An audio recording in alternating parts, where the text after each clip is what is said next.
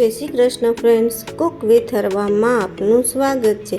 આજે આપણે હોટલનો મસાલા પાપડ ભૂલી જાય એવો મસાલા પાપડ બનાવવાના છીએ, જે બજાર કરતાં 80% ઘરે સસ્તો પડે છે અને એકવાર તમે બનાવશો તો બીજી વાર બધા કહેશે કે આજે તો મસાલા પાપડ ઘરે જ બનાવવો છે।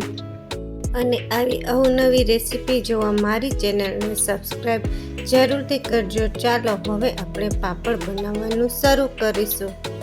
મેં આમાં અડદના 3 પાપડ લીધેલા છે, જે મીડિયમ સાઇઝના છે અને આમાંથી એક ડીશ આપણો મસાલા પાપડ બનશે। હવે આપણે આને શેકવાની તૈયારી કરીશું। લોઢી મૂકીશું અને ગેસની ફ્લેમ મીડિયમ રાખવાની છે। એક રૂમાલના લઈશું અને ધીરે ધીરે આ રીતે પ્રેસ કરતા જશું અને સાઈડ ચેન્જ કરતા જશું। દાજી ન જાય તેનું ખાસ ધ્યાન રાખવાનું છે ને જરા કંઈ એવું લાગે તો ચીપિયો સાઈડમાં રાખવાનો છે, જેથી એકદમ સરસ આપણો પાપડ સરસ બને। શેકીને પણ આ પાપડ ઉપયોગમાં લઈ શકાય છે, પણ આ રીતે કરવાથી એકદમ ક્રિસ્પી આપણો પાપડ બને છે। અને જો આ રીતે ન ફાવે તો તમે ચીપિયા વડે પણ આ રીતે કરી શકો છો। આ રીતે કરશે તો જે લોકો પહેલીવાર પાપડ શેકતા હશે તેનાથી નહીં, પાપડ પરફેક્ટ શેકાશે। આપણો પાપડ પરફેક્ટ શેકાઈ ગયેલો છે અને ડીશમાં ટ્રાન્સફર કરી લઈશું। મેં 3 પાપડ બરાબર શેકાઈ ગયેલા છે અને હવે આપણે આનો ભૂકો કરીશું। ત્રણેય પાપડ એક લાઈનમાં રાખી દઈશું અને હાથ વડે ધીરેથી આપણે આ રીતે કટકા કરીશું। આનો સાવ ભૂકો નથી બનાવવાનું, તે ખાસ ધ્યાન રાખવાનું છે અને મોટા મોટા પીસ પણ રાખવાના નથી, મીડિયમ રાખવાના છે।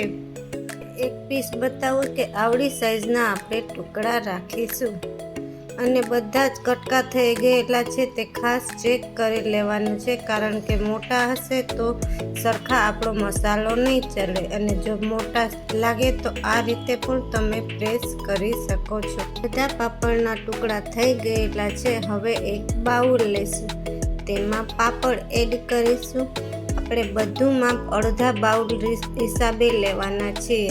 અડધો બાઉલ ડુંગળી, અડધો બાઉલ ટમેટા એડ કરીશું, અડધો બાઉલ મસાલા સિંગ એડ કરીશું।